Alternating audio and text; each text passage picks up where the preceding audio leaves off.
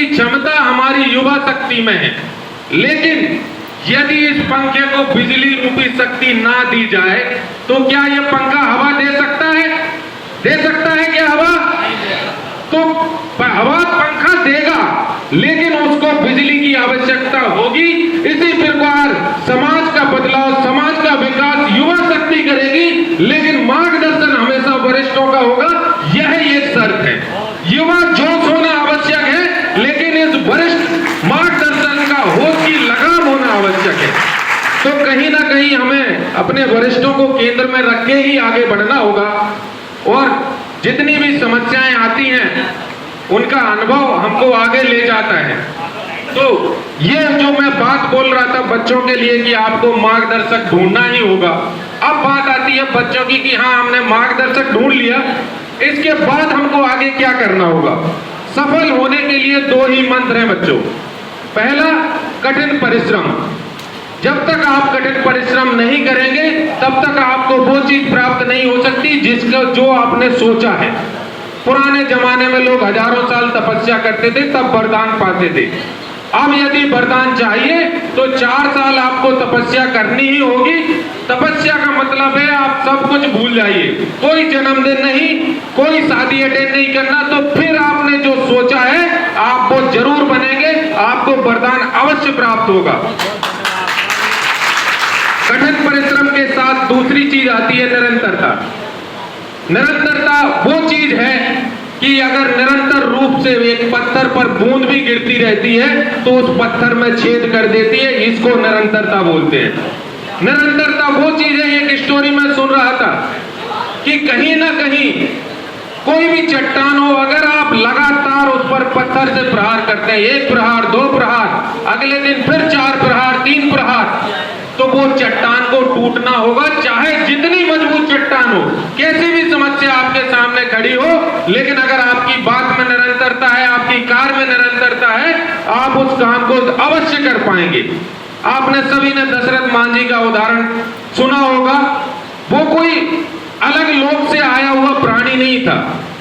कई वर्षों तक प्रयास करने पर उसने उस पहाड़ को चीर दिया, उस पहाड़ को चीर के रास्ता बनाया जिसको चीरने की हिम्मत शासन प्रशासन की भी नहीं थी। वो एक जीता जागता उदाहरण है निरंतरता का। कहीं ना कहीं हम लोग कुछ दिन काम करने के बाद थक जाते हैं। हमारे सामाजिक क्षेत्र में जितने भी लोग हमारे साथ में चलते हैं, कुछ लोग बोलते हैं साहब मिलेगा क्या? मेरा जवाब होता है कि सामाजिक क्षेत्र सेवा का क्षेत्र है, यहां सम्मान तो मिल सकता है, अन्य चीज की लालसा हो तो सामाजिक क्षेत्र में जाने का कोई मतलब नहीं है। तो कहीं ना कहीं यदि आप सामाजिक क्षेत्र में काम करने की इच्छा रखते हैं, आज आपने मुझे सम्मान पूर्वक यहां खड़ा किया, यह निरंतरता और मेरी मेहनत और आप सभी का आशीर्वाद है जो मैं यहां खड़ा होकर आपके सामने वक्तव्य दे रहा हूं। अन्यथा दतिया का मूल निवासी, भोपाल में रहने वाला आज टीकमगढ़ के मंच पर खड़ा है, यह निरंतरता का ही परिणाम है। तो मैं बच्चों को केवल इतना कहना चाहता हूं कि लगातार मेहनत और निरंतरता से ही आपको सफलता मिलेगी। जिस प्रकार से भीम और अर्जुन आप जैसे बचपन में ही थे, भीम अंधेरे में खीर खा रहा था। अर्जुन ने पूछा भैया इतने अंधेरे में खीर खा रहे हो, मुंह की जगह नाक में ना चली जाए खीर? तो भीम का जवाब सुनना, ध्यान से सुनना बेटा। आप लोगों ने भी अनुभव किया होगा कि जब हम निरंतर प्रयास करते हैं तो इन हाथों में भी आंखें आ जाती हैं। जब हम लगातार रोजाना जब काम कर रहे होते हैं, एक ही काम कर रहे होते हैं, तो इन हाथों में आंखें आती हैं। यह विचार अर्जुन के दिमाग में आया और उसने रात्रि में धनुर्विद्या का प्रशिक्षण लिया, प्रैक्टिस की, और वो क्या बना? शब्दभेदी धनुर्धर बना। तो यह निरंतरता का परिणाम है। आप भी जब पढ़ाई करते हैं तो आप देखते हैं जिस पेज को आप बार बार पढ़ते हैं और सवाल अगर पूछ लिया जाए तो आंख बंद करके वो पेज दिखता है कि नहीं दिखता? दिखता है।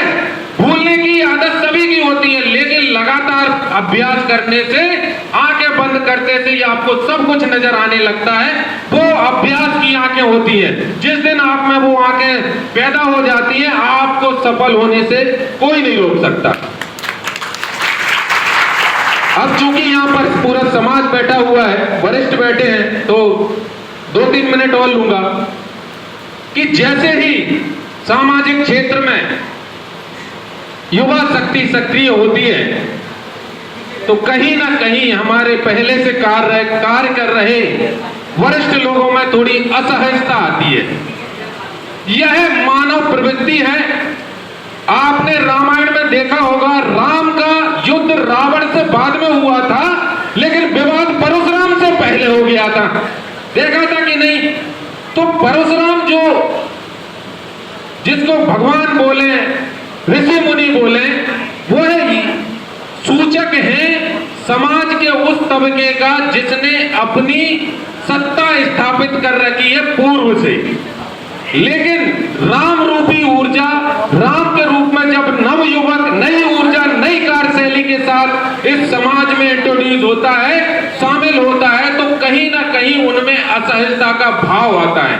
अब मैं उन सारे युवाओं से कहना चाहता हूं कि जिस प्रकार भगवान राम ने विनम्रता के साथ, शीलता के साथ भगवान परशुराम को मैनेज किया, भगवान परशुराम को समझाया, वही शीलता और विनम्रता आप में होगी, समाज आपके साथ खड़ा हो जाएगा।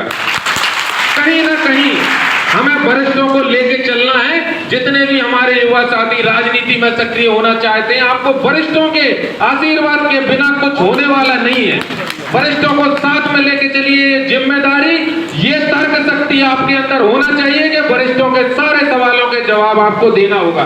तब जाके आप समाज को, जब आप वरिष्ठों को नहीं ले पाएंगे, पूरे समाज को साथ लेके चलने की आप कल्पना भी नहीं कर सकते। कहा जाता है कि दो बुद्धिजीवी कभी साथ में नहीं बैठते। उसका कारण क्या होता है? क्यों बुद्धिजीवियों में मतभेद होते हैं? हमारे ये भाई साहब और ये भाई साहब दोनों समाज के लिए समर्पित हैं, अपने देश के लिए समर्पित हैं, लेकिन उनमें आपस में मतभेद है। मतभेद का कारण क्या होता है? मतभेद का कारण, मुख्य कारण ये है, एक अहम का टकराव।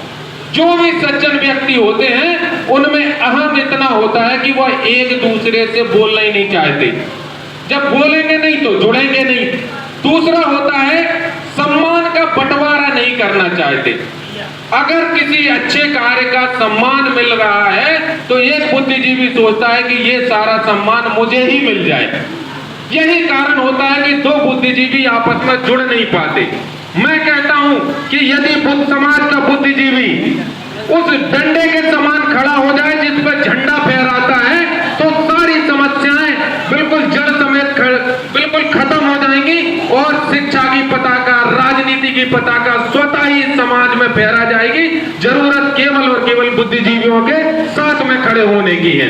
तो लगातार हम इस प्रकार के मंचों के माध्यम से आदरणीय कमिश्नर साहब लोकेश लिलारे जी के मार्गदर्शन में प्रयास करते हैं कि समाज में इस प्रकार के कार्यक्रम होते रहें, ताकि निरंतरता के कारण आज आप देखेंगे टीकमगढ़ जिले की आलोक टीम और समाज के सभी व्यक्तियों ने घर घर जाकर आमंत्रण किया है। मैं पूरी टीम को इस मंच के माध्यम से बहुत बहुत बधाई देता हूं, शुभकामनाएं देता हूं। भले ही यह कार्यक्रम बच्चों के सम्मान का है, प्रोत्साहन का है, लेकिन इस बहाने हमारा समाज आपस में जुड़ता भी है और शक्ति भी प्राप्त करता है, और उसके परिणाम हमको राजनीति में भी देखने को मिलते हैं। यह एक अप्रत्यक्ष इस प्रकार के कार्यक्रमों का लाभ होता है कि समाज का बुद्धिजीवी वर्ग घरों से बाहर निकलता है। आलोक संघ तो अधिकारी कर्मचारियों का संगठन है। अधिकारी कर्मचारी चाहे तो अपने घर में आराम से घर में पड़ा रहे, और आज तक ऐसा होता आया था कि अधिकारी कर्मचारी समाज की मुख्य धारा से थोड़ा हट गया था। कहीं ना कहीं आलोक संघ के माध्यम से वह अधिकारी कर्मचारी, वह एक क्रीम वर्ग समाज का, जो कि समाज को मार्गदर्शित कर सकता था, पुनः मुख्य धारा में लौटा है। और उसका परिणाम यह है कि हमारे मध्य प्रदेश ही नहीं, सभी प्रदेशों में हमारा कर्मचारी वर्ग आपस में जुड़ गया है। मैं स्वयं भोपाल में 21 से 22 वर्ष तक 2003 से निवासरत हूं। अभी मैंने कहा था मार्गदर्शक या गुरु का होना आवश्यक है। मैं पिछले 5 वर्ष से सामाजिक सेवा में और सामाजिक कार्यों में आया। उसका कारण था कि जब मैं अपनी क्लिनिक में मरीज देख रहा था तो बुलावा आया कि आपको लोकेश लिलारे जी ने बुलाया है, बगल में मीटिंग चल रही है, आपको चलना चाहिए। तो आप ये मानिए कि उस दिन से लेके आज तक मैंने प्रयास किया है कि जैसा जैसा आदेश हो, मार्गदर्शक समझें, गुरु समझें, या जिनका अनुसरण करने वाले बोलते हैं वो समझें, मैं प्रयास करता हूं कि उनके